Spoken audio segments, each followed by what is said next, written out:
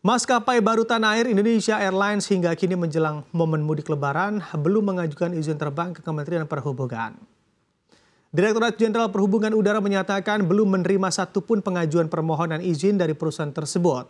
Menurut PLT Direktur Jenderal Perhubungan Udara, Lukman F. Laisa, Indonesia Airlines setidaknya butuh mengajukan 2 izin ke Kemenhub, mulai dari izin pendirian perusahaan angkutan udara niaga berjadwal, serta izin operasional penerbangan di wilayah udara Indonesia. Proses yang harus dijalani badan usaha yang ingin menyelenggarakan angkutan udara mencakup pengajuan dokumen administratif, kelengkapan teknis, dan pemenuhan aspek operasional sebelum memperoleh sertifikat standar angkutan udara niaga berjadwal. Selain itu, maskapai juga wajib memiliki sertifikat operator pesawat udara.